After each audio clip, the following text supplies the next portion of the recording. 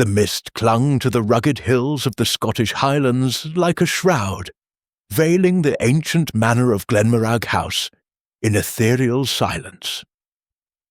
It was the autumn of 1935, and the wind whispered through the heather as if carrying secrets from centuries past.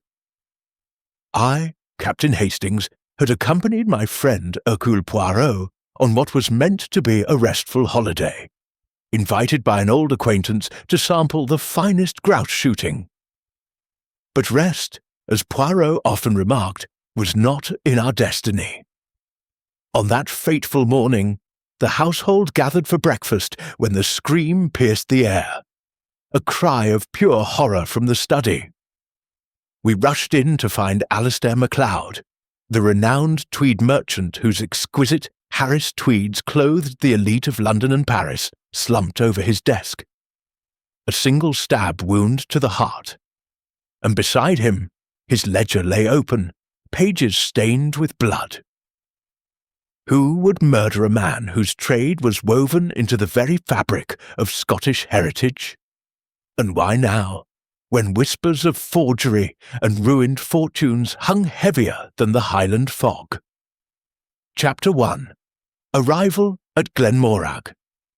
The train from Inverness rattled northward through a landscape that seemed woven from mist and memory, the rugged hills of the Scottish Highlands rising like ancient guardians on either side. It was October 1935, and the air carried the sharp tang of peat smoke and brine. I, Captain Arthur Hastings, sat opposite my indefatigable friend Hercule Poirot, who gazed out at the passing moorland with the mildest air of resignation. "Mon ami," he said at last, smoothing his impeccable moustache, "you assure me this is a holiday. Yet I confess I feel already the prickling of curiosity. A house party in the Outer Hebrides, remote, isolated, dramatic. One wonders what passions lurk beneath the calm of Tweed and heather." I laughed. "Nonsense, Poirot. Alistair MacLeod is an old comrade from the war. He merely wishes to repay hospitality and show off his famous Harris Tweed mill. Grouse shooting, good whisky, and the finest cloth in the world. What could be more restful?" Poirot's green eyes twinkled. "Precisely, Hastings. It is always when one expects rest that destiny intervenes." We changed at Kyle of Lochalsh to a smaller train, then boarded the steam ferry to the Isle of Harris. As the boat cut through slate-grey waves, the islands emerged, low, windswept and strangely beautiful, their colours muted yet vivid, the deep greens of Macaire grassland, the rust of bracken, the silver gleam of countless lochans. At Tarbes, a motor car awaited us, driven by a taciturn gillie, and we wound northward along single-track roads, where sheep regarded us with imperial disdain. Glenmorag House appeared at last, perched on a headland overlooking the Atlantic. It was a solid Victorian manor of grey stone, its windows glowing warmly against the gathering dusk. Chimneys exhaled thin plumes of smoke, and the scent of burning peat welcomed us as we stepped from the car. Alistair MacLeod himself greeted us at the door. He was a tall, broad-shouldered man in his mid-60s, with a grizzled beard and eyes the colour of storm clouds. His tweed jacket, naturally, was of his own weaving, a subtle herringbone in shades of moss and slate that seemed to capture the very essence of the islands. "Captain Hastings, and the famous Monsieur Poirot. Welcome, welcome." His voice boomed with genuine pleasure as he shook our hands. Come in. The wind off the Minch has teeth tonight." We entered a hall panelled in dark oak, its walls hung with bolts of glorious tweed, rich earthy browns, soft greys, deep indigo checks, and the rarest of all, an undyed cream that shimmered like moonlight on water. A fire roared in the grate, and the faint rhythmic thud of a distant loom carried through the house like a heartbeat. MacLeod led us into the drawing-room, where the rest of the house party had gathered around a blazing hearth. "Allow me to present my household," he said proudly. First was his daughter, Fiona MacLeod, a handsome woman of 35, with her father's strong features softened by auburn hair pinned severely back. She managed the mill with formidable efficiency, and her eyes, sharp and assessing, lingered on us both. "Father has spoken of you often, Captain Hastings," she said coolly, "and Monsieur Poirot, your reputation reaches even these distant shores." Next came Duncan Fraser, MacLeod's nephew and heir presumptive until recent disagreements. He was a slight, restless young man of 30, fashionably dressed in London style, with quick, nervous movements and a designer's eye that darted constantly to the cloth samples draped over chairs. "Uncle's tweeds are legendary," he said with forced enthusiasm, "but the world moves on. We must adapt or perish." Ewan Campbell, the factor who oversaw the crofters and their home looms, was a burly figure with weathered skin and a voice like gravel. He stood apart, nursing a glass of whisky, his gaze brooding. Loyalty to MacLeod was evident, yet something simmered beneath, resentment perhaps, at years of hard service. Lastly, Morag Sinclair, MacLeod's secretary, a quiet woman in her late 40s with neat grey-streaked hair and precise manners. Her handwriting, I later learned, was the elegant script that filled the great ledgers of the business. She moved among the guests refilling glasses with unobtrusive grace. Dinner was announced, and we proceeded to a long mahogany table lit by candles. The food was simple but excellent: fresh langoustines, venison from the hills, and potatoes roasted in peat embers. The conversation turned inevitably to Tweed. "Harris Tweed," MacLeod declared, raising his glass, "is defined by Act of Parliament, hand-woven by islanders in their own homes, from pure virgin wool, dyed and spun in the Outer Hebrides. The orb mark guarantees it. No factory, no synthetics, authenticity itself." Duncan leaned forward eagerly. "But, Uncle, the depression bites hard. London buyers want cheaper cloth. If we blended in a little artificial fibre, just enough to lower costs, we could treble production." Fiona's knife rang against her plate. "And destroy everything Father has built. Synthetic blends are an abomination. They lack breath, lack life. We would be no better than the imitators flooding the market with fake Harris Tweed from the mainland." MacLeod's face darkened. "Enough, both of you. The orb protects us. There will be no compromise while I live." An uncomfortable silence fell, broken only by the wind rattling the windows. Poirot, who had listened with courteous attention, now spoke softly. "It is fascinating, monsieur, this passion for purity. Yet human nature, alas, is rarely pure. Ambition, necessity, pride, these too weave strong threads." MacLeod chuckled, though without much mirth. "Aye, well, we're a stubborn lot here, but let us speak of pleasanter things. Tomorrow I'll show you the mill and the crofters at work." After dinner, we gathered again by the fire with whisky and tales. MacLeod recounted his rise from a humble weaver's son to supplier of tweed to royalty and couturiers in Paris. Fiona spoke knowledgeably of natural dyes: lichen for yellow, indigo for blue, heather for subtle purples. Duncan sketched bold modern patterns on scraps of paper.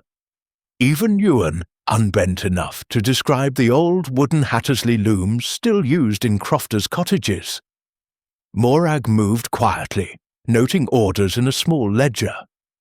I noticed how her eyes lingered on MacLeod with something deeper than mere loyalty, an almost protective devotion. Later, as Poirot and I prepared for bed in adjoining rooms overlooking the restless sea, He stood at the window, hands clasped behind his back. "You observe, Hastings?" "I observed family tension," I admitted. "Duncan wants change, Fiona clings to tradition, and Ewan seems discontented beneath his loyalty." "Précisément. And the secretary, Mademoiselle Sinclair. She watches the master with the eyes of one who fears loss.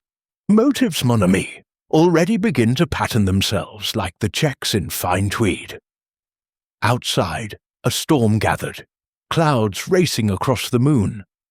The Atlantic roared against the cliffs below, and somewhere in the house the rhythmic thud of a loom continued long into the night, as if the very fabric of Glenmorag refused to sleep. Little did we know that within 48 hours, Alistair MacLeod would lie dead in his study, stabbed through the heart with his own ceremonial dagger, and the ledger that recorded his empire would be stained with his blood. But that first evening, as I drifted to sleep lulled by wind and waves, the Highlands seemed merely wild and beautiful, not deadly. Poirot, I suspect, already felt the subtle disturbance in the pattern, the tiny irregularity that would soon unravel into murder. Chapter 2. The Discovery. The following morning broke grey and restless, with low clouds scudding in from the Atlantic, and a wind that moaned around the eaves of Glenmorag House like a mourning banshee. Breakfast was laid in the dining room, porridge thick as island mist, kippers smoked over peat, and strong tea that could revive the dead. Alistair MacLeod presided at the head of the table, his mood apparently restored after the previous evening's tension. He spoke animatedly of plans to visit the mill after luncheon, and promised Poirot a bolt of the finest undyed tweed as a souvenir. Fiona was subdued, her eyes shadowed as if sleep had eluded her. Duncan nursed a headache from too much whisky and spoke little. Ewan Campbell had already eaten and departed at dawn to visit the Crofters. Morag Sinclair moved silently about her duties, laying post beside MacLeod's plate and refilling cups with her customary precision. Poirot, impeccable in a charcoal suit that contrasted sharply with the riot of tweed around him, observed everything with bright, attentive eyes. I noticed how he watched MacLeod open his letters, how his gaze lingered on the great leather-bound ledger that the merchant had brought down from the study to check a figure mentioned in one of the envelopes. At 9:30, MacLeod excused himself. "I have correspondence to finish before we set out. I'll be in the study if anyone needs me." He gathered the ledger under his arm and left the room with his usual firm stride. The rest of us lingered over coffee. Fiona spoke of dye recipes inherited from her grandmother. Duncan sketched absent-mindedly on the tablecloth.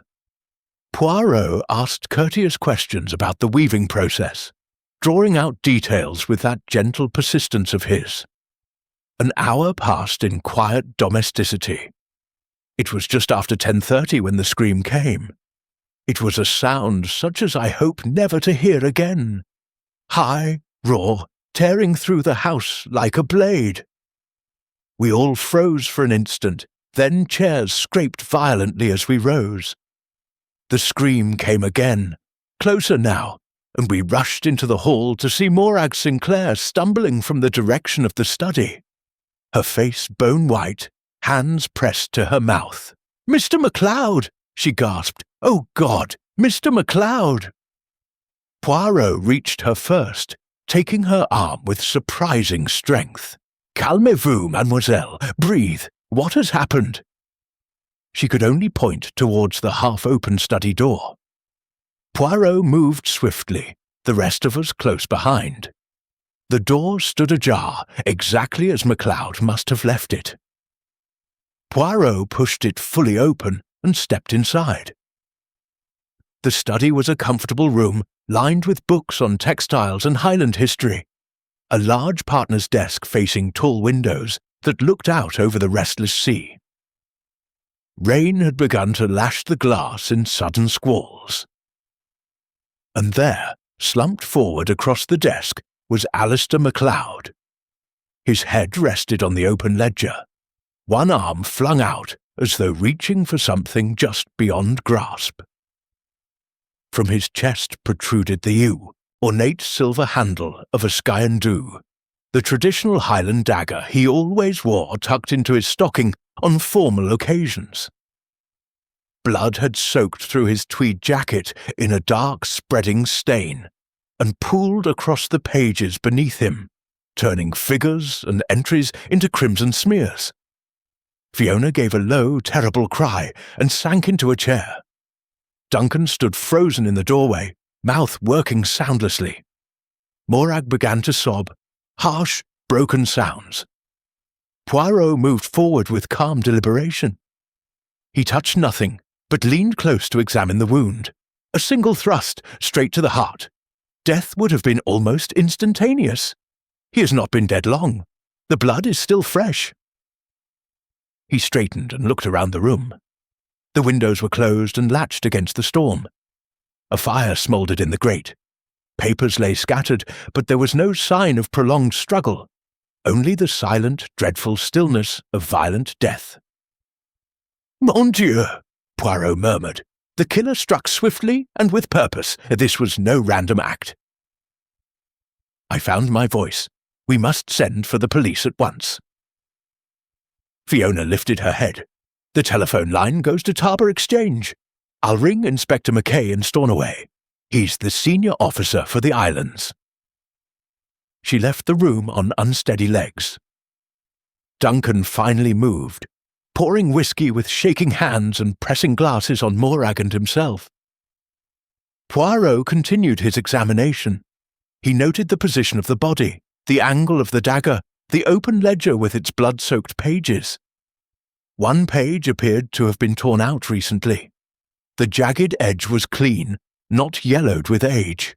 "Interesting," he said softly. "The ledger was important enough to bring to breakfast, important enough to die over." He turned to Morag, who had somewhat recovered. "Mademoiselle, you discovered him?" She nodded, clutching a handkerchief.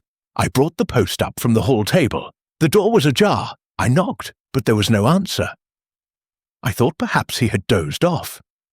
I pushed it open and saw him like that." Fresh tears welled. Who would do such a thing? Everyone respected him, loved him even. Poirot's gaze was gentle but acute.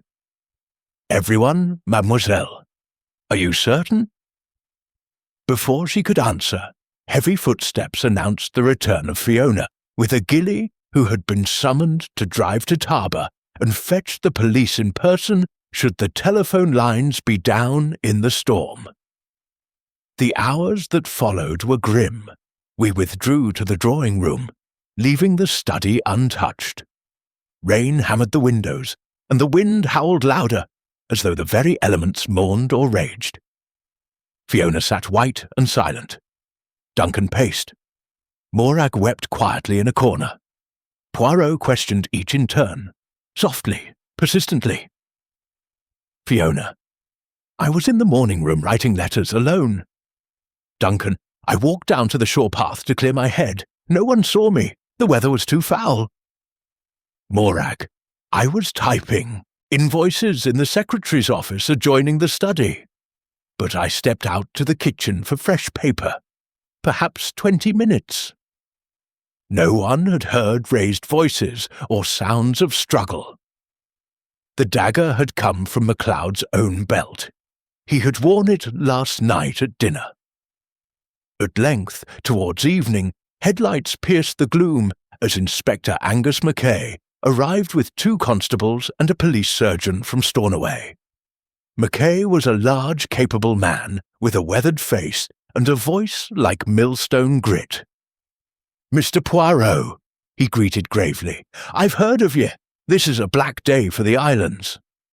The surgeon confirmed death between 9:45 and 10:30. The dagger had been driven with considerable force by someone facing the victim. Mackay examined the room, noting the locked windows, the absence of external footprints beneath them. The rain had washed any away in any case. "Personal this," he said. "Someone he knew and trusted enough to turn his back on. No, wait, he was seated facing the door. The killer entered openly, perhaps argued, then struck in sudden passion." Poirot nodded. "Or cold calculation. Observe, the dagger taken from his own stocking as he sat. Surprise was complete." As night fell and lamps were lit against the storm, Poirot drew me aside in the library. "The alibis are fragile, Hastings. All could have approached the study unobserved. And the missing page from the ledger. Someone wished to conceal a transaction. Money, perhaps, or something more dangerous to reputation." He twirled his moustache thoughtfully. "We must watch closely, mon ami, for I fear this is only the beginning. When a man dies over his accounts, the murderer will not rest until those accounts are adjusted." Chapter 3. Suspects and Secrets. The storm had settled into a steady, relentless downpour by the time Inspector Mackay suggested that we all gather in the drawing-room.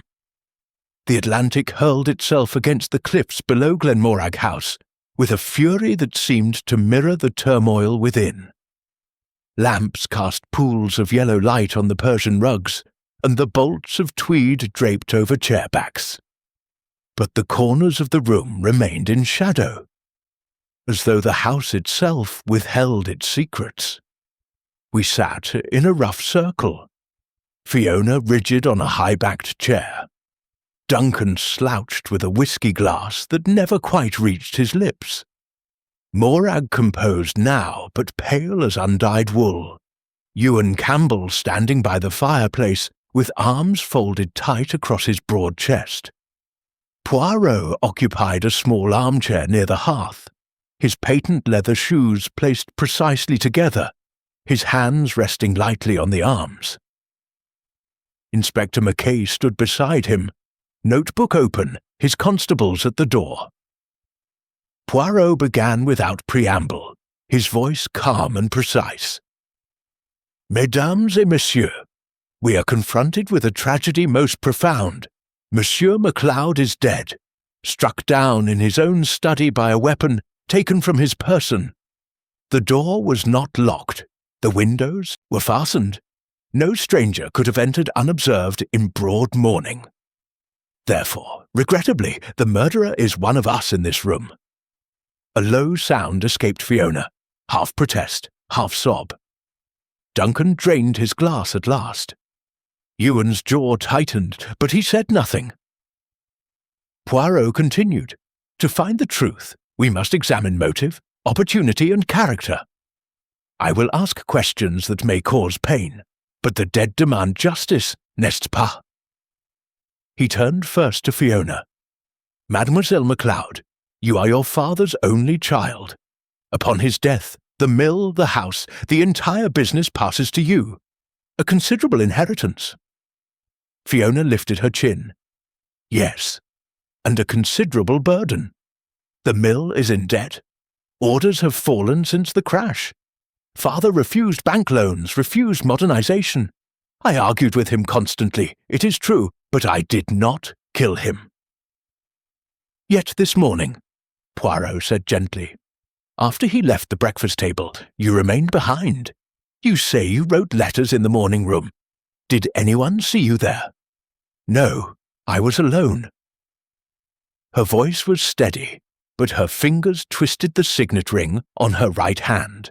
Her father's ring, I noticed, already transferred. Poirot nodded and turned to Duncan. "Monsieur Fraser, you are the nephew. Until recently, you expected to inherit a share. But your uncle disapproved of your ideas for the business. Synthetic blends, cheaper production. There were harsh words." Duncan gave a bitter laugh. "Harsh? He called me a traitor to the islands in front of the crofters. He threatened to cut me from his will entirely. Yes, I needed money. Debts in London, cards, horses, the usual follies. But murder? Good God, no. And your movements this morning? I walked the cliff path to clear my head. The rain had not started heavily then. No one saw me, if that is what you are asking. Poirot's gaze moved to Ewan Campbell. Monsieur le Facteur, you have served the MacLeod family for 25 years. You oversee the crofters, collect their woven lengths, ensure the quality. A position of trust. Yet I have heard that wages have been delayed, that some weavers complain of short measure. Ewan's eyes flashed. Aye, and they complained to me, not to him. He hoarded profits while folk struggled to buy meal. I told him so to his face last week. He laughed, said hard times teach prudence, but kill him, he was the laird. Without him, the crofters lose their market. Nevertheless, Poirot said, you left the house at dawn and returned only after the discovery. A long absence. I visited 3 townships. The roads are rough, it takes time. Finally, Poirot looked at Morag Sinclair. And you, mademoiselle, you have been secretary these 15 years. Devoted, discreet, yet devotion can become possessive. Morag met his eyes without flinching. I loved him, she said simply. The room stilled. Even the wind seemed to pause. Not as a lover, though. Perhaps once I dreamed. As the man who gave purpose to my life. He trusted me with every secret of the business. I would have died for him. Instead, Poirot said softly, he died, and you discovered the body. Yes. Her voice trembled at last. I wish to God I had come sooner. Inspector Mackay cleared his throat. We've searched the house and grounds. In Mr. Fraser's room, we found this. He held up a small rubber stamp, the official orb trademark used to certify genuine Harris Tweed. It's newly cut, and not from the mill's stock. Duncan paled. That's not mine. I've never seen it. Someone placed it there, Poirot murmured. A red herring, perhaps, to cast suspicion. He rose and crossed to the window, staring out at the rain-swept darkness. There is more. Mademoiselle Sinclair tells me that Monsieur MacLeod lately spoke of discrepancies in the accounts. Small sums at first, then larger. Money diverted. He intended to investigate fully this week. A ripple passed through the room. Fiona looked at Duncan. Duncan at Ewan. Ewan at the fire. Poirot turned back. And there is the missing page from the ledger, the page torn out and not yet found. It recorded, perhaps, a transaction someone wished to conceal. Blackmail, embezzlement, a secret sale of imitation cloth. He paused, letting the questions hang. I do not accuse yet, but I observe. Passions run deep here. Tradition against progress, loyalty against resentment, love against fear of loss. And money, always money, weaves through every thread. Inspector Mackay closed his notebook. No one is to leave the house until further notice. We'll search again at first light. The gathering broke up in uneasy silence. Fiona retired to her room. Duncan poured another whisky. Ewan stalked out into the storm to check the outbuildings. Morag lingered, gathering cups with mechanical care. Later, as Poirot and I stood in the library, he spoke softly. The psychology is revealing, Hastings. Each has motive. Fiona gains control, but inherits ruin unless she modernizes. Yet she clings to her father's ways. Duncan needs funds desperately, yet forgery of the orb would destroy the very value he hopes to save. Ewan speaks of the crofter's hardship, yet as factor, he handles every payment. And Morag, her devotion is absolute, but absolute devotion can turn to desperation if threatened. He tapped his forehead. The little grey cells begin to work, but we need more. Physical clues, alibis tested, the missing page. A sudden gust rattled the windows, and somewhere in the upper corridor, a door slammed. Poirot's eyes gleamed in the lamplight. Patience, mon ami. The murderer believes the pattern concealed, but patterns, like Tweed, reveal themselves when examined under the proper light. That night, as I lay listening to the storm, I heard footsteps pass my door, soft, hesitant, then hurried away. And later, from the Jiasu direction of the study, the faintest creak of floorboards, as though someone returned to the scene of the crime under cover of darkness. Morning would bring new revelations, but that night, Glenmorag House felt like a loom strung with invisible threads of deceit. And somewhere in the warp and weft, the murderer waited, ready to cut the next strand. Chapter 4. Threads of Deceit. The morning after the murder dawned cold and clear, the storm having spent its fury in the night. Weak sunlight slanted across the wet heather and glittered on the sea far below Glenmorag House. Yet inside the manor the atmosphere remained heavy, as though the violence done in the study had seeped into the very walls. Inspector Mackay and his men had worked through the small hours, searching rooms, questioning servants, examining every inch of the grounds. They found nothing conclusive. No bloodied clothing, no missing ledger page, no weapon save the dagger itself, which had been removed by the police surgeon and wrapped carefully for examination. Poirot, however, had not been idle. While the official search proceeded, he conducted his own quiet investigation, moving through the house with the neat precision of a man arranging flowers. He examined the study carpet on hands and knees, measured distances with a pocket tape, studied the blood patterns on the desk with a small magnifying lens. I accompanied him, feeling rather useless but ready to assist. "Observe, Hastings," he said at one point, pointing to a faint scuff on the polished floor near the desk. "A heel mark, perhaps from a hurried turn, and here," he indicated a single thread caught on the rough edge of the desk blotter, "a strand of tweed, deep indigo with a fleck of green. Rare, this colour. Only one bolt in the house matches it exactly." I peered closer.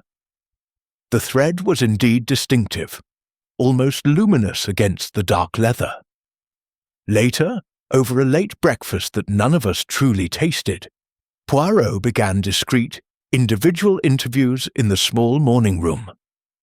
Duncan Fraser came first.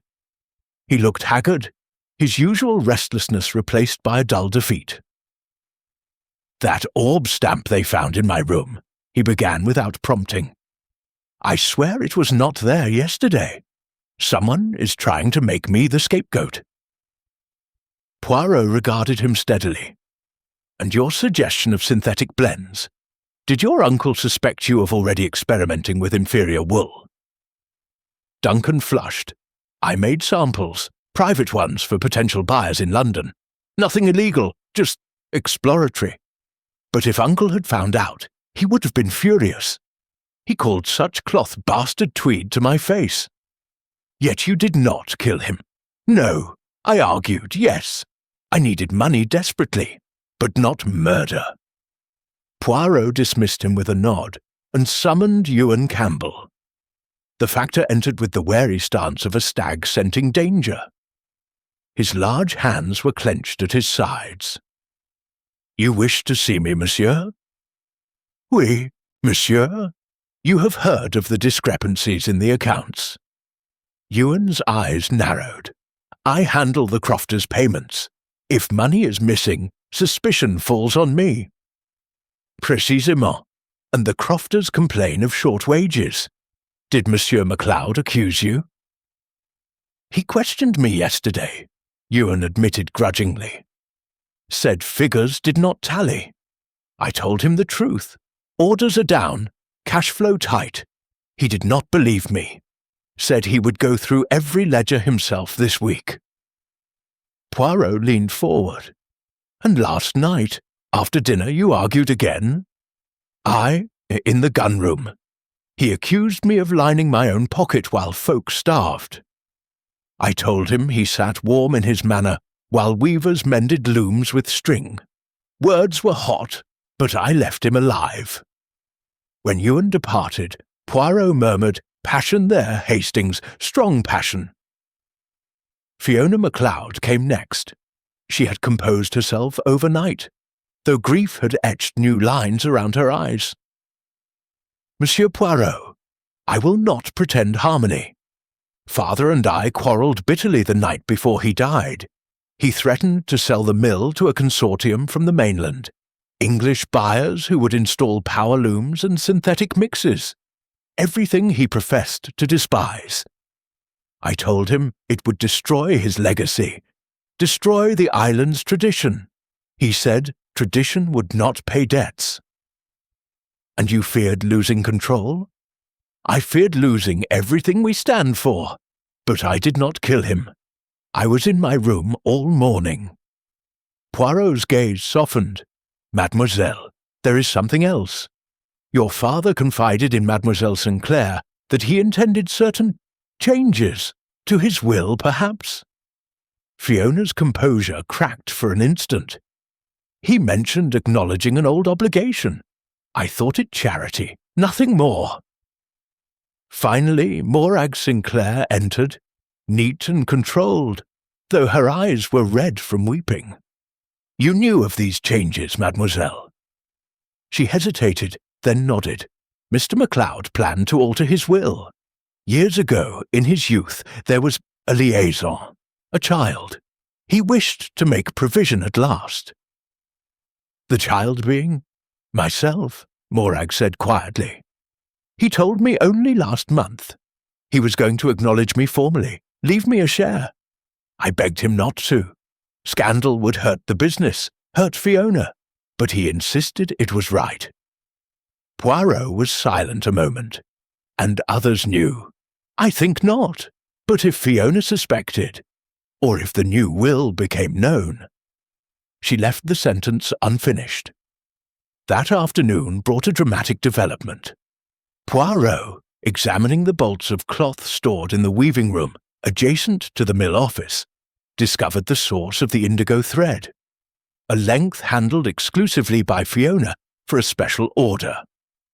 When confronted gently, she admitted touching it the previous day. Yet, almost immediately, another clue emerged to confuse the picture. In the ashes of the study fire, the police recovered fragments of burnt paper, the Shidor missing ledger page, charred but partially legible. Reconstructed laboriously, it recorded a large payment to E. Campbell, outstanding debts. Inspector Mackay, practical and impatient, acted at once. "This is clear enough. Campbell had motive and opportunity. I'm arresting him." He strode off to find the factor. Poirot raised a hand but did not stop him. "Patience, mon ami," he said to me afterwards. "The burnt page is too convenient. Someone wishes us to leap at the obvious. Notice, the edges are singed evenly, as though held carefully to the flame, not crumpled and thrust in hastily. A plant, I think." The arrest caused uproar. Ewan protested furiously, but was taken to the small local lockup pending transfer to Stornoway. Fiona retreated to her room. Duncan drank steadily. Morag moved like a ghost through the corridors. That evening, as Poirot and I dined alone, the household too distraught for company, a gillie's wife brought our tray. With it came a small glass of whisky for Poirot, sent, she said, by Duncan, to steady the nerves. Poirot lifted the glass, sniffed delicately, and set it down untouched. "Mon Dieu, Hastings, smell this!" I leaned over. Beneath the peaty aroma of the whisky lay a faint bitter trace, almost almond-like. "Poison," Poirot said softly. "Cyanide, perhaps, enough to kill." He summoned the household. The glass was tested. The police chemist later confirmed potassium cyanide. Duncan denied all knowledge, white with shock. "Why would I poison you? I sent the whiskey as thanks. You've been kinder than the police." Poirot believed him. "No, it was not you who sent it. Someone used your name. The killer fears my questions. We are closer than we know." As the house settled into uneasy night, lamps turned low against the returning wind, Poirot stood at his bedroom window, staring towards the dark bulk of the hills. The threads tighten, Hastings. Inheritance, embezzlement, secret parentage, tradition against progress, all weave together. But one strand is false, placed to mislead. Tomorrow we pull gently, and the pattern will reveal itself. I retired uneasy, the taste of danger sharp in the air. Somewhere in Glenmorag House, the murderer watched and waited, knowing that Hercule Poirot's little grey cells were turning inexorably towards the truth, and ready, perhaps, to strike again before that truth could be spoken. Chapter 5. The False Trail. The attempted poisoning of Hercule Poirot sent a fresh wave of dread through Glenmorag House. The glass of whisky, innocuous in appearance, yet deadly in intent, stood on a side table in the drawing-room like an accusation. The police chemist had confirmed the presence of cyanide within hours, and Inspector Mackay doubled his watch on the house, though his men were few and the island vast. Poirot, far from being disconcerted, seemed almost invigorated. He had tasted nothing, of course, and now moved among us with renewed purpose, his small, neat figure radiating quiet authority. "Mon ami Hastings," he confided as we walked the cliff path in the pale afternoon light, "this poison, it is the act of a desperate mind. The murderer perceives that I see too clearly. Good. Fear will make him or her betray themselves." We paused where the path overlooked the Atlantic, waves crashing white against black rocks far below. But we must proceed with order and method. First, we test the false trail that has been so carefully laid. He had insisted that Ewan Campbell be brought back from the local lockup for further questioning. Mackay grumbled but complied. The evidence of the burnt ledger page was strong, yet the poison attempt cast doubt on the neatness of the case against the factor. Ewan returned grim and silent, his large frame filling the doorway of the morning room, where Poirot had arranged for the interviews to continue. The handcuffs had been removed, but his freedom was provisional. Poirot wasted no time. "Monsieur Campbell, you are accused on the strength of a page that records payment to yourself for outstanding debts. Yet you say these debts do not exist." "Never," Ewan growled. "I have no private debt to the firm. Every penny I handle is accounted for in the wage books. That page is a forgery, or a deliberate misdirection." Poirot nodded. "And the footprints discovered yesterday beneath the study window. Yours, the police say, from heavy boots. Yet the ground was soft after rain. An outsider, perhaps?" Ewan gave a short, humourless laugh. "Those prints were made by my own boots, but 2 days ago, when I checked the drainpipe after the first storm, anyone could have seen them and drawn attention to them later." "Précisément," Poirot said. "Too many conveniences. The stamp in Monsieur Fraser's room, the burnt page, the footprints preserved just long enough. These are stage dressings. But the play is not yet over." He dismissed Ewan and turned his attention to reactions. For the next day, Poirot deliberately feigned greater weakness than he felt, complaining of headache and retiring early, all to observe who might relax or betray anxiety. Duncan Fraser showed genuine concern, pressing brandy on Poirot and apologizing again for the gift that had been sent in his name. Fiona remained aloof, almost relieved, as though the danger to Poirot confirmed her belief in Ewan's guilt. Morag hovered with quiet solicitude, bringing tisanes and inquiring softly after his health. Ewan, under guard in a guest room, raged quietly at the injustice. Yet it was the smallest details that began to unravel the false trail. That evening Poirot summoned me to the study, now released by the police. With the windows closed against the chill, he knelt once more by the desk. "See here, Hastings." He pointed to the faint heel scuff he had noted earlier. "The mark is light, too light for a man of Campbell's weight, and the thread we found, indigo with green fleck, it matches Fiona's special bolt, yes, but also a smaller sample piece I discovered hidden in the weaving room, wrapped in plain paper. Someone moved it." More telling was the matter of the loom sound. In the quiet of the night following the murder, one of the Gillies had mentioned hearing the distant thud of a Hattersley loom running late, long after the mill had closed for the day. Only someone intimately familiar with the Crofters' cottages would recognize that particular rhythm. Poirot questioned each suspect carefully on the subject. Fiona knew the sound well from childhood. Duncan admitted only vague familiarity. Morag, who had never lived among the weavers, confessed she would not distinguish it from any other machinery. Ewan, of course, knew it instantly.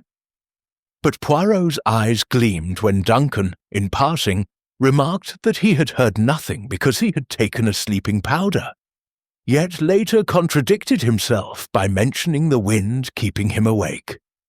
"A small lie, perhaps," Poirot murmured, "but lies are threads that pull the whole fabric awry." The following morning brought the clearest proof yet that the trail against Ewan was manufactured. A crofter's wife, visiting the kitchen for provisions, mentioned in passing that she had seen a figure in oilskins crossing the yard towards the burn at dawn on the murder day, long before Ewan had officially left for his rounds. The figure carried something bundled, and later the burn ran slightly discoloured, as though cloth had been rinsed in it. Poirot seized on this. With Mackay, he searched the lower reaches of the stream and recovered, snagged on a rock, a sodden scrap of tweed, heavily blood-stained, though the pattern had been deliberately picked out to obscure identification.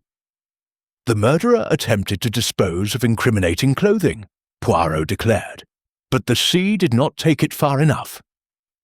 And notice, the size is small, not Campbell's large frame. Mackay rubbed his chin. Then we've been led astray. But who benefits from framing the factor? Someone who believed the discrepancies would be discovered, Poirot replied, and wished to shift blame before the true embezzlement, or whatever secret the ledger held, was exposed. That afternoon Poirot gathered the household once more in the drawing-room. The atmosphere was electric with suspicion. "I declare," he said quietly, "that the arrest of Monsieur Campbell was premature. The burnt page was planted, the stamp misplaced, the footprints old. Even the poison sent to me was meant to confuse, to make us grasp at the obvious culprit while the real murderer watched." Fiona's hand flew to her throat. Duncan stared at the carpet.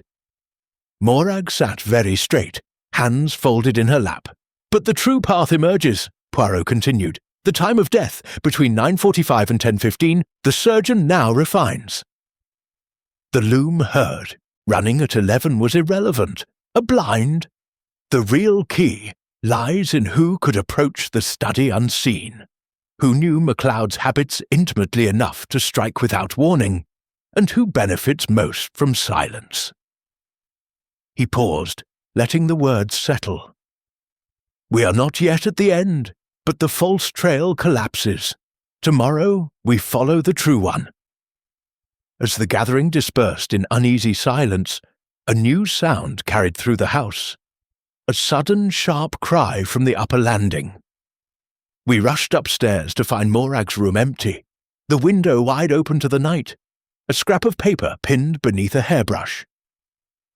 Poirot read it aloud, his voice grave. "Keep silent, or join him." Morag Sinclair had vanished into the darkness of the hills, fleeing either guilt or terror. The murderer, cornered by the collapse of their careful deceptions, had struck again, not with a dagger this time, but by driving the most vulnerable soul in the house into the path of the coming storm. Chapter 6. The Hidden Ledger. The disappearance of Morag Sinclair cast Glenmorag House into deeper shadow than any storm. Lanterns were lit against the premature dusk, and search parties, gillies, constables, even Duncan and Ewan, combed the sodden hills and cliff paths until darkness and exhaustion forced them back. No trace was found, no footprint clear enough to follow, no cry carried on the wind. The note pinned beneath her hairbrush, "Keep silent or join him," lay on the table like a death warrant. Poirot stood at the open window of her room, staring into the black night. The wind had dropped, leaving an eerie stillness broken only by the distant surge of the sea. "She did not flee far," he said quietly. "Fear drove her out, but loyalty or guilt will bring her back. We must be ready." He ordered the house watched discreetly. Fires kept burning in the grates, a lamp left in the hall, and he was right. Shortly after midnight, a soft knock sounded at the kitchen door. One of the maids admitted a drenched, trembling figure, Morag, cloak clinging to her like seaweed, face pale as moonlight. She collapsed into a chair by the range, accepting brandy with shaking hands. "I could not go far," she whispered. "I thought to reach the crofters at Tarbert, but the dark and the note, someone was watching." Poirot questioned her gently in the warm kitchen, away from the others. "You believed the note came from the murderer?" "I know his hand, no, her hand." She corrected herself with a shudder. "The writing was disguised, but the slope of the letters, I have seen it every day for 15 years. Yet you said nothing." "I was afraid. If I spoke, I would be next." Poirot's eyes gleamed. "And the change to the will. Monsieur MacLeod's intention to acknowledge you as his daughter. Who else knew?" "Only he and I. But Fiona suspected something. She asked me outright last week if father had confided in me about old mistakes. I denied it. Duncan overheard part of the conversation. He mocked me afterwards, called me the old man's pet. Ewan, I do not think he knew." She sipped the brandy, colour returning slowly to her cheeks. "There is more," she continued, voice steadier. "The ledger, the great ledger in the study, was not the only one. Mr. MacLeod kept a smaller, private book in his bedroom safe. He called it his true account. He showed it to me once. It recorded not just shipments and payments, but personal matters. Debts covered for Duncan's gambling. A loan to Fiona for a journey to Paris she did not wish known. Payments to Ewan's sister in Glasgow for a child's upkeep. And my own mother's name, with sums marked conscience." Poirot leaned forward eagerly. "This book, did he consult it recently?" "The day before he died. He said, 'It is time to bring everything into the light, Morag. No more secrets.' He intended to transfer the entries to the main ledger, then summon everyone and announce the changes." "So," Poirot murmured, "someone learned of this intention and struck to prevent exposure." Morag nodded.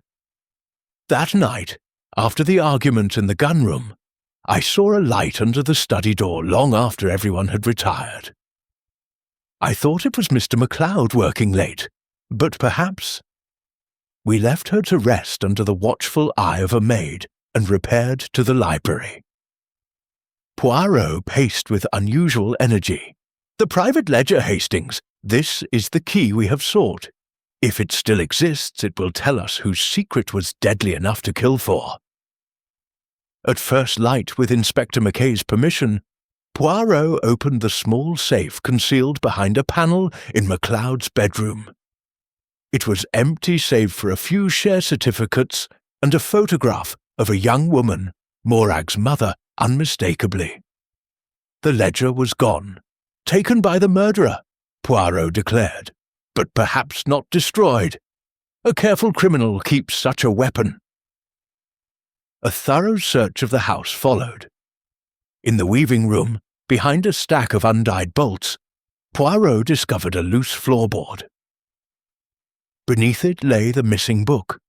Small, bound in plain leather, its pages filled with MacLeod's precise handwriting. We carried it to the morning room and examined it page by page. The entries were revealing. To Duncan, repeated advances for London expenses, totaling thousands marked gambling, must cease. To Fiona, a large sum for Paris journey private, dated 2 years prior, with a note, affair with rival merchant, dangerous. To Ewan, regular payments to M. Campbell, Glasgow, annotated, child, my responsibility also. And finally, to Morag herself, provision for daughter, will to be altered.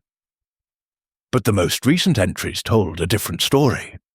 Over the past year, small quantities of woven cloth had been recorded as spoiled, or seconds, yet the wool issued to crofters remained constant. Someone had substituted inferior mainland wool for pure virgin stock, selling the genuine Harris Tweed privately and pocketing the difference. The amounts were not vast but steady, and the final note, in MacLeod's hand only days old, confront EC tomorrow, embezzlement cannot continue. Poirot closed the book softly. So, not passion alone, but calculated theft, and the indigo thread we found, see here, he opened to a page listing dye batches. A rare blue had been used sparingly, mostly for Fiona's special order, but a small quantity signed out to Ewan for experimental pattern. Yet, even as triumph gleamed in Poirot's eyes, a new distraction emerged. The police surgeon reported that traces of wool fibre had been found under MacLeod's fingernails, cream undyed, matching his own jacket. As though he had clutched at his attacker's sleeve in his final moment. But the blood-stained scrap from the burn was darker, I objected. Precisely, Poirot said. The murderer wore MacLeod's own spare jacket, taken from the gunroom peg, to approach unsuspected, then discarded it later. Intimate knowledge of the house. That evening, as tension mounted, a dramatic scene unfolded in the hall. Duncan, half drunk and overwrought, stumbled in from the gunroom clutching a revolver.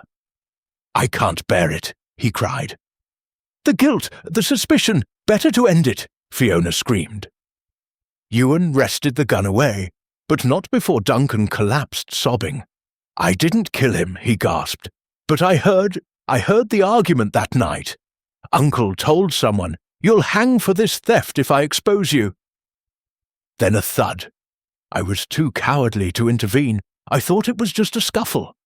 By morning he was dead, and I said nothing." Poirot knelt beside the young man. "Who was it, monsieur? Who argued with your uncle?" Duncan shook his head. "I couldn't see, only voices through the study door. But the other voice, low, angry, familiar." He could, or would, say no more. Later, as the house settled into watchful quiet, Poirot stood before the fire. The net tightens, Hastings. Embezzlement to fund a secret family. Discovery imminent. A private ledger that would expose everything, and now, a witness who heard the fatal confrontation, yet fears to name the voice. He twirled his moustache thoughtfully. "Tomorrow we reconstruct the scene. The murderer believes the ledger destroyed, the trail confused, but Hercule Poirot does not confuse easily." Outside, the moon rose cold and clear over the hills, silvering the heather where Morag had fled and returned. Inside, the hidden ledger lay locked in Poirot's room, its secrets burning like a fuse towards revelation. And somewhere in the darkened corridors, the killer listened to Duncan's broken confession and knew that time was running out. The next move would be desperate and perhaps fatal. Chapter 7. Unravelling Motives. The discovery of the hidden ledger changed everything. It lay on the library table like a small bomb, its plain leather cover belying the explosive secrets within. Poirot guarded it jealously, allowing only Inspector Mackay and myself to examine its pages fully. The household sensed the shift. Conversations halted when Poirot entered a room. Eyes followed him with new wariness. By morning, the police had released Ewan Campbell entirely. He returned to Glenmorag House, silent and grim, resuming his duties with mechanical efficiency. But the suspicion that had clung to him now drifted like smoke, seeking a new target. Poirot spent the day in quiet conferences, with Mackay, with the servants, with the ledgers both public and private. He cross-checked entries, noted discrepancies, timed distances between rooms. I saw little of him until evening, when he summoned me to the gun-room where MacLeod had kept his tweeds hanging like trophies. The motives unravel, Hastings, he said, fingering a length of soft grey cloth. Observe how each suspect's thread pulls loose. He began with Fiona. Mademoiselle MacLeod's Paris journey, paid for secretly by her father, was not mere holiday. The hidden ledger records meetings with a rival merchant from the mainland, one who offered partnership, investment, even marriage, if she would persuade her father to modernize. But MacLeod discovered the correspondence. He threatened not sale to the English consortium, but disinheritance if she continued. She wished to save the mill her way, yet feared exposure would destroy her position entirely. Next, Duncan. The gambling debts are worse than admitted. Thousands owed to London moneylenders who grow impatient. Uncle's advances ceased last month. Duncan forged samples of cheaper tweed not merely to innovate, but to sell privately and repay creditors. The false orb stamp was his own. He intended to use it. But MacLeod found the samples hidden in the weaving room 2 days before his death. Then Morag. Her devotion was absolute, but the revelation of her parentage threatened scandal. If acknowledged publicly, the business, already struggling, might suffer from gossip. Yet she begged MacLeod to keep silent. Only when he insisted on doing right did fear creep in, fear that others would destroy him to prevent the truth emerging. And finally, Ewan. Here the thread is strongest. The payments to his sister in Glasgow, for a child he fathered in secret, were generous, but not enough. Wool issued to crofters, pure virgin stock, returned as finished cloth in lesser weight. The difference, inferior mainland wool substituted, the genuine sold privately through a contact in Stornoway. Small profits, steady, hidden in crofters' payments. MacLeod's final note, confront EC tomorrow, signed his death warrant? I listened, chilled. Then it is Ewan after all? Poirot raised a hand. Patience. The psychology does not fit perfectly. Ewan is passionate, direct. He argues in the gun room, yes, but to stab in cold blood during a morning confrontation.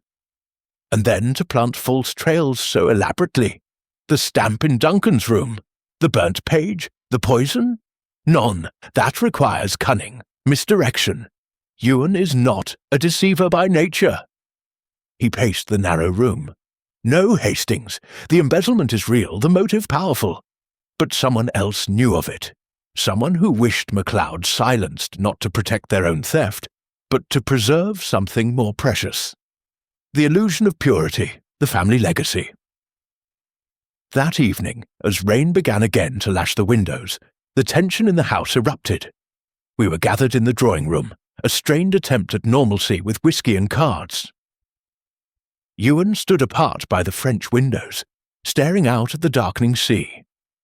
Fiona sat embroidering a length of tweed with mechanical precision, her needle flashing in the lamplight. Suddenly Ewan turned, his face twisted with weeks of suppressed rage. "You think I killed him?" he said flatly to Fiona. "You've looked at me these days past as though I were dirt on your precious cloth." Fiona's needle stilled. The ledger entries were clear enough. Clear. Ewan's voice rose. Clear to you, perhaps, who sat warm here while I tramped the townships in rain and wind. He paid me wages, aye, but kept the profits. And now you'll sell to the mainland factories anyway, won't you? All his talk of tradition, nothing but greed dressed in tartan. Fiona rose, pale but composed. Father built this business with his own hands. You profited from it as much as any. Profited? Ewan laughed harshly. Enough to keep my sister and her bairn from the poorhouse, that's all. While you jetted to Paris on his money, playing at love with men who'd turn our looms to machines. He stepped towards her, fists clenched. Duncan half rose, uncertain. Morag gave a small cry. In an instant, Ewan's hand shot out, not to strike, but to seize Fiona's embroidery frame. He hurled it into the fire. Flames leapt up, consuming the delicate pattern in seconds. "You care more for appearances than people," he shouted. "He was going to expose me, aye, but you'd have let him ruin everything rather than compromise your precious purity." Fiona stared at the burning cloth, then at Ewan. For a moment, I thought she would collapse. Instead, she drew herself up, eyes blazing. "Get out," she said quietly. "Leave this house tonight." Ewan stared at her, chest heaving, then turned and strode from the room. We heard the front door slam, the crunch of his boots on gravel fading into the rain. Poirot watched the entire scene without moving, but his eyes missed nothing. Later, as the fire died to embers, he spoke softly to me. "Passion, Hastings. Raw, honest passion. Ewan did not kill, but he knows who did. And the killer knows that the net closes." He glanced towards the door. "Tomorrow we force the final knot.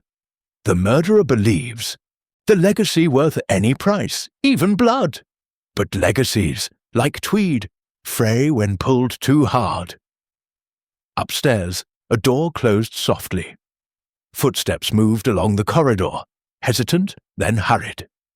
The house held its breath, waiting for the storm within to break. And in the weaving room below, the great loom stood silent, its unfinished length of cloth hanging like a shroud, waiting for the hand that would never return to complete the pattern. Chapter 8. The grey cells awaken. A cold dawn broke over the Highlands, the sky a pale-washed blue after days of storm. The sea lay flat and gleaming, as though exhausted by its own violence. Inside Glenmorag House, however, no calm prevailed. Ewan Campbell had not returned after his stormy departure the previous night. His cottage in the grounds stood empty, his oilskins still dripping on the back door peg. Search parties were organized once more, but Poirot waved them away. "No, no," he said firmly to Inspector Mackay. "Monsieur Campbell has not fled. He has gone to think, to wrestle with loyalty and truth. He will return when the moment is ripe." Mackay grumbled but acquiesced. Poirot's authority in the house was now absolute. Even Fiona deferred to him, her proud spirit subdued by grief and uncertainty. Poirot spent the morning in the study, alone with the two ledgers, public and private, spread side by side on the desk where MacLeod had died. He worked with intense concentration, pencil in hand, making neat columns of figures, drawing lines between dates and names. Occasionally he murmured to himself in French, or gave a small, satisfied exclamation. I hovered nearby, longing to assist but knowing better than to interrupt the workings of those famous little grey cells. At length he leaned back, twirling his moustache with quiet triumph. It is complete, Hastings. The pattern emerges, clear, symmetrical, inevitable. Every thread is now in place. He would say no more until luncheon, when the diminished household gathered in strained silence. Fiona, Duncan pale and hollow-eyed, Morag quiet but composed. The empty chairs spoke louder than words. After the meal, Poirot requested that we assemble in the drawing-room at 4 o'clock. I will then explain everything, he said simply. Please ensure that all are present. The afternoon dragged. Rain threatened again, dark clouds massing over the Minch. Duncan paced like a caged animal. Fiona sat at the window, embroidering another piece of tweed with fierce, mechanical stitches. Morag arranged fresh peat on the fire, her movements precise, but her eyes distant. At 4:45, the front door opened and heavy footsteps sounded in the hall. Ewan Campbell entered, soaked and muddied from the hills, his face set like granite. He nodded curtly to Poirot and took his place by the hearth without a word. Precisely at 4, Poirot entered the drawing-room. Inspector Mackay followed with a constable. The French windows were closed against the rising, wind lamps lit, though daylight lingered. The atmosphere was heavy with expectation. Poirot placed the 2 ledgers on a small table before the fire and stood beside them. Small and immaculate, his green eyes bright. Mesdames et messieurs, he began, we have reached the moment of truth. Alistair MacLeod was murdered to prevent the exposure of long-hidden secrets. Many secrets, gambling debts, an illicit affair, a secret child, embezzlement of wool. Each of you had reason to fear his revelations. Each of you has lied, concealed, or misled, but only one of you killed. He paused, letting the words settle. First, let us dispose of the red herrings so carefully placed. The forged orb stamp found in Monsieur Fraser's room, planted there by the murderer. The burnt ledger page implicating Monsieur Campbell, also planted, the charring too, even for haste. The old footprints beneath the window, drawn to our attention deliberately. Even the cyanide in my whiskey, a desperate diversion to create chaos while suspicion fixed on the obvious culprit. All these were the work of a cunning mind, one that understood how suspicion could be woven like tweed, thread upon thread until the true pattern is obscured. Duncan shifted uncomfortably. Fiona's needle stilled. The physical clues, however, Poirot continued, betray the deceiver. The indigo thread on the desk came not from Mademoiselle MacLeod's special bolt, but from a discarded sample altered with inferior dye. The blood-stained cloth in the burn, too small for Monsieur Campbell's frame. The heel scuff on the floor, light from a narrower shoe, and the smudged ink on the fatal ledger page, smudged by a left-handed writer. He turned to the private ledger. This little book is the heart of the matter. It records not only personal obligations, but the slow theft of pure wool replaced by mainland stock.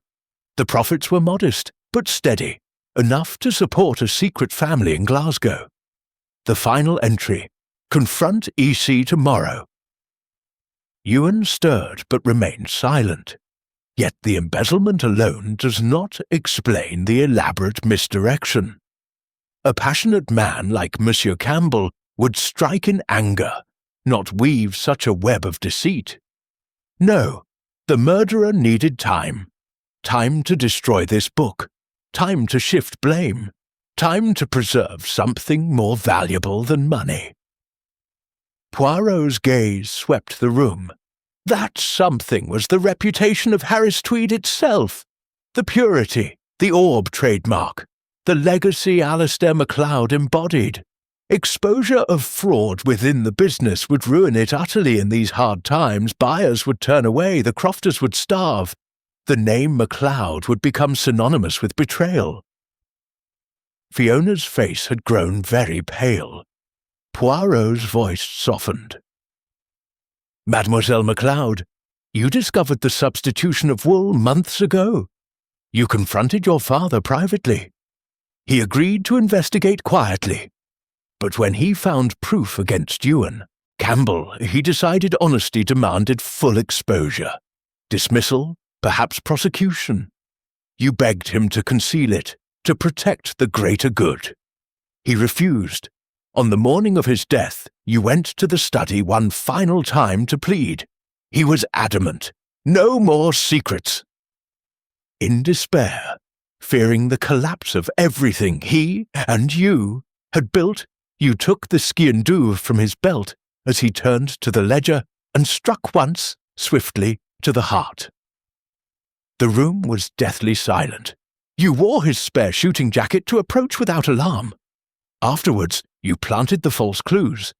The stamp in Duncan's room, the burnt page, the poison sent in Duncan's name, all to confuse and delay until you could destroy the private ledger and assume control, quietly dismissing Ewan without scandal. But you did not reckon with Hercule Poirot. Fiona laid down her embroidery. Her voice, when it came, was steady. You are very clever, Monsieur Poirot. But proof? Where is your proof? Poirot opened the public ledger to the blood-stained page. Here. The entry MacLeod was writing when he died. Ink still wet, smudged by the left hand of his killer as the book fell forward. Your left hand, mademoiselle. Every sample of your handwriting in the mill office confirms the slope, the pressure, and the thread on the desk, from the sleeve of the jacket you wore, caught as he clutched at you in his final moment. Fiona looked at her hands, long, capable hands, as though seeing them for the first time. I did it for the Highlands, she said quietly. For the crofters, for the tradition. Father would have destroyed everything for his stubborn pride. Ewan made a low sound, half anger, half pity. Inspector Mackay stepped forward. Fiona MacLeod, I arrest you for the murder of Alistair MacLeod. She rose without resistance, head high. As the constable took her arm, she looked once at Morag. Forgive me, she whispered. I did not know about you. I would have shared it all. Morag's eyes filled with tears, but she said nothing. Outside, the storm that had threatened all day finally broke. Rain drumming on the windows like a frantic warning too late heeded. Inside, the little grey cells of Hercule Poirot had prevailed once more, unravelling a tapestry of deceit to reveal the stark pattern beneath. But as Fiona was led away, I could not help feeling the tragedy of it. A daughter who killed to save her father's legacy, only to destroy it forever. Chapter 9. The Gathering Storm. The arrest of Fiona MacLeod struck Glenmorag House like a final, killing frost. The woman who had been its proud mistress was led away by Inspector Mackay's constable to the motor launch waiting at the jetty. Her head unbowed, even as rain began to fall in heavy sheets. We watched from the hall doorway. Duncan slumped against the wall, Morag weeping silently into her hands, Ewan staring fixedly at the ground, as though the gravel might open and swallow him. Poirot stood a little apart, hands clasped behind his back, his face grave. For once there was no satisfied twinkle in his eye. The triumph of truth had come at a bitter price. When the launch had vanished into the grey curtain of rain, Poirot turned to the rest of us. "It is ended," he said quietly, "but justice is not always a comfortable companion. Duncan found his voice first, hoarse and shaking. "She did it for the mill, for all of us. If the fraud had come out, everything would have collapsed. Buyers lost, crofters ruined. Was that worth his life?" Poirot regarded him steadily. "Non, monsieur. Nothing is worth a human life. Your uncle believed in honesty above all, perhaps to a fault. Mademoiselle MacLeod believed in legacy above all, also to a fault. Two absolutes in collision. Tragedy was inevitable." Morag lifted her tear-streaked face. "And me? He was going to acknowledge me. If I had known what it would cost." Poirot's voice softened. "You could not have known, mademoiselle. The fault is not yours." Ewan spoke at last, his voice rough with suppressed emotion. "I took the wool, small amounts, over years. My sister's bairn needed medicine, shoes, schooling. I told myself it harmed no one. The genuine cloth still went to market, only less of it. But I knew it was wrong. When the master found out, I was ready to face him, take my punishment. I never thought." He stopped, throat working. Poirot nodded. "You are guilty of theft, monsieur, but not of murder.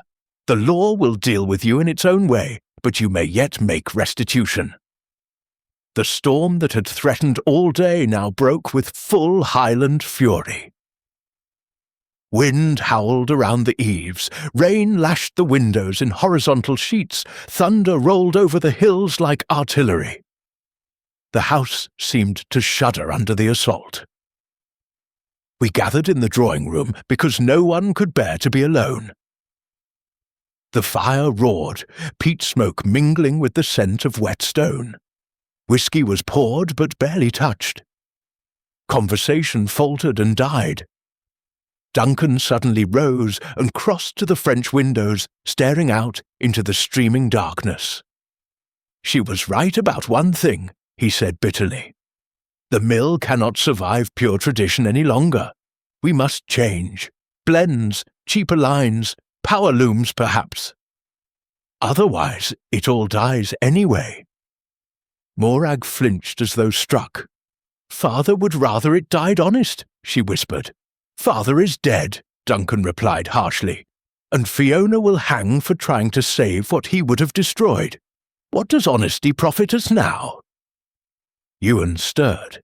"There's still the orb mark, still the crofters who weave true Harris tweed in their cottages. We could keep a small, genuine line, honest, and add modern production beside it. Compromise, not betrayal." Duncan turned, eyes hollow. Compromise, the one thing neither of them could bear. Poirot listened without comment, his small figure motionless in the lamplight. Length he spoke, almost to himself. "In every tragedy there is a lesson. Purity taken to extremity becomes rigid, brittle. Legacy without adaptation becomes a tomb. Your uncle and his daughter both loved the same thing too fiercely, in different ways. Perhaps the future of Harris Tweed lies in a middle path. Respect for tradition, but room for life to breathe." Thunder crashed overhead, shaking the windows. For an instant the room was illuminated by a livid flash of lightning. And in that stark light every face looked old, worn, defeated. Then darkness returned, deeper than before. Later, as the storm reached its height, Poirot and I stood in the study one final time. The desk had been cleared, the bloodstains scrupulously removed, but the room still felt heavy with what had happened here. Poirot ran a finger along the edge of the great ledger, now closed forever on its fatal page. "The little grey cells have done their work, Hastings. Order and method have prevailed. Yet, I confess, this case leaves a taste more bitter than most. A daughter kills her father to save his dream, and in doing so destroys it. Irony worthy of the Greeks." I murmured agreement, staring out at the raging night. "Tomorrow we leave on the first ferry," Poirot continued. "The islands are beautiful, but their beauty is wild, untamed, like the passions they breed. A sudden gust rattled the window panes violently, and for an instant I thought I heard faintly, above the wind, a woman's cry. But when I turned, there was nothing but rain streaming down the glass. Poirot placed a hand on my arm. "Come, mon ami, let us take a last whisky by the fire. The storm will pass, as all storms do, and in the morning the hills will stand as they have stood for centuries, indifferent to human grief."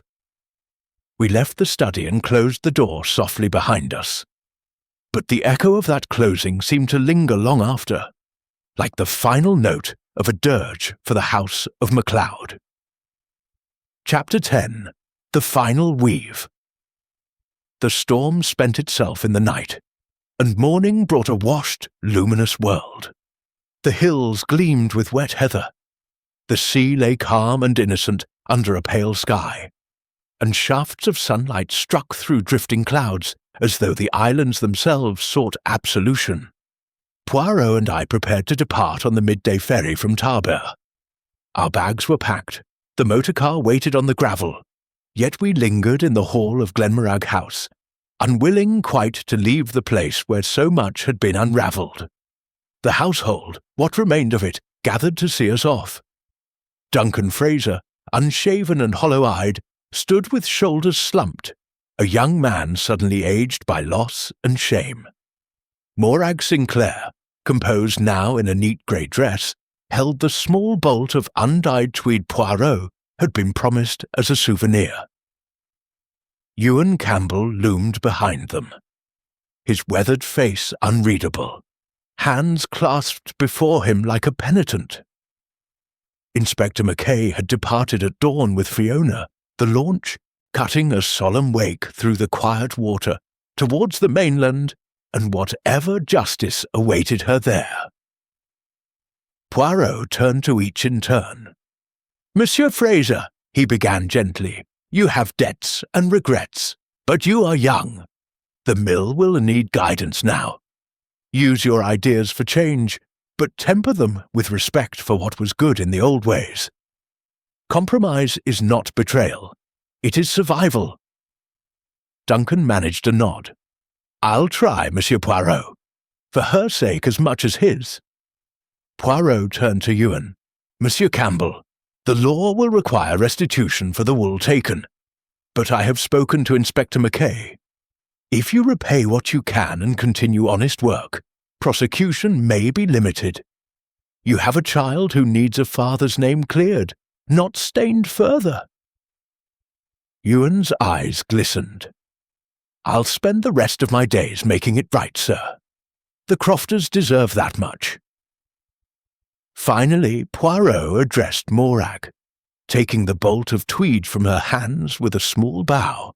"Mademoiselle, ma chère demoiselle, you are Alistair MacLeod's daughter in blood, and I think in spirit. The mill passes now to you. Guard it well. Honour his memory not with rigid purity, but with wisdom. Blend tradition and adaptation, as the finest tweed blends its colours, distinct yet harmonious." Morag's voice was steady, though tears stood in her eyes. "I will, and I will acknowledge publicly what he wished known, that I am his daughter. No more secrets. The truth will be my legacy to him." She reached into her pocket and drew out a small silver scion douve, the ceremonial dagger that had been MacLeod's, cleaned now and restored.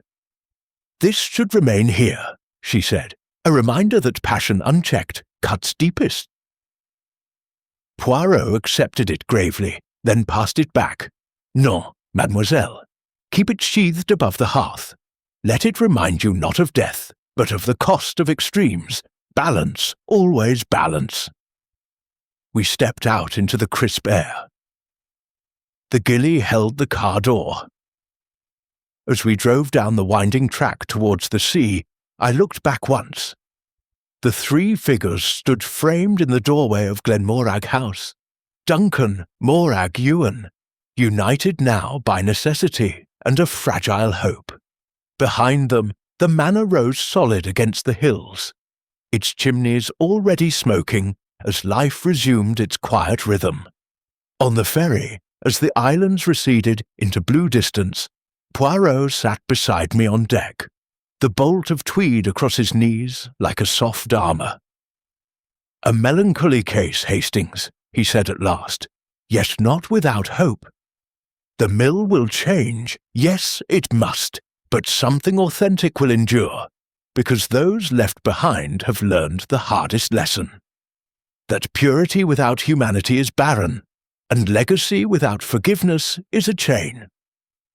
He stroked the undyed cloth appreciatively. "And this tweed, superb, so soft, so strong, woven from the wild islands, yet warm against the skin. A fitting reminder." I smiled. "You'll have a waistcoat made, I suppose?" "Naturellement, with the skian doob as a pin, sheathed, of course. One must keep even dangerous memories close, but tamed." The ferry ploughed steadily south, gulls wheeling in our wake. Ahead lay the mainland, London, new cases perhaps. Behind us the outer Hebrides faded into mist and memory, remote, beautiful, and forever marked by the tragedy of a father and daughter who loved the same thing too fiercely, each in their own unyielding way. But the looms would thud again in the crofters' cottages. New patterns would emerge, checks and herringbones blending old dyes with fresh ideas. And somewhere in the weave, Alistair MacLeod's spirit would endure, not in rigid perfection, but in the living, breathing fabric of compromise and continuation. The final thread was drawn taut, the pattern complete. Hercule Poirot closed his eyes against the sunlit sea, content for the moment that order and method had once again prevailed.